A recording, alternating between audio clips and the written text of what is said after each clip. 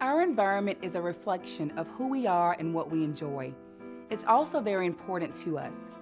The environment of a person living with dementia is just as important. It should be safe, familiar, and comfortable.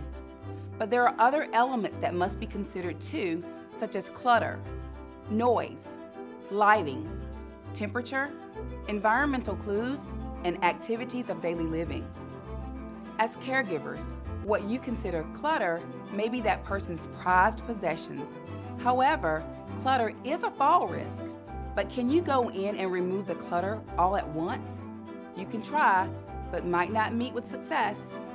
You may consider removing items very slowly, one at a time, over a long period of time, so they won't immediately notice the change. This is what I like to call strategic planning. Then there's noise. Noise can be very uncomfortable, startling, and distracting. When someone has dementia, it can be difficult filtering out conversation from the noise in the background. Because of this, you want to try removing the person from the noisy area and guiding them to a space that is less stimulating. Adequate lighting for the person living with dementia is important.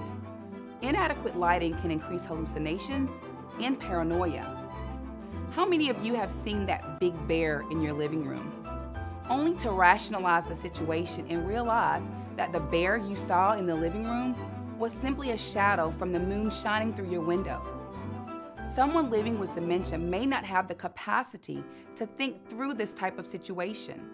The reality of our world are the fears of their world. So do your best to reduce shadows by closing the drapes and maybe using small lamps and night lights throughout their space. When it comes to the temperature, if the person is too hot, they may undress. If they're too cold, they may refuse to undress. This will make it difficult to bathe them. So if you want to encourage bathing, consider warming up the bathroom. The warmth may make the person feel more comfortable undressing. Incorporating signage in their environment is a way to connect to their environment. You want to keep the signs simple, such as stop, do not enter, no, incorporating contrasting colors in large print so they can actually see the words. Use pictures as much as possible. The pictures and signs should be at eye level. Let's move on to the environment and activities of daily living. When it comes to eating, it helps to organize mealtime when they're hungry and prepare the foods they like.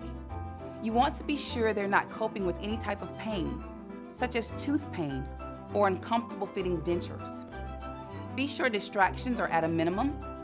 They may not eat in the dining room with everyone else because of the noise, lighting, and number of people. However, they might enjoy eating with a companion because it reminds them of dining with a spouse or another family member. When it comes to appropriate toileting, you might find it helpful to put a picture of a toilet on the bathroom door. Color contrast the toilet seat by changing the seat to a color other than white. Use elastic waist pants for easy up, easy down. And try a toileting schedule. Remind or take the person to the bathroom every 1 to 2 hours.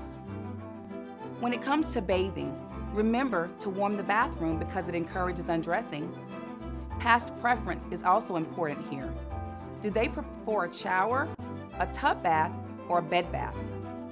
Normalize the bathroom with pictures, rugs, and curtains that are familiar. Remove or cover the mirrors if their reflection in the mirror is disturbing because they no longer recognize themselves, for example, an 80-year-old male. Preparing the environment is a must. Keep the lighting free from shadows whenever possible. Use large, bold, simple lettering for signs. Use appropriate pictures. Respect their past preferences. Be consistent. Keep a routine as much as possible. If they don't want to perform the task at that time, try it again later. And most importantly, have patience.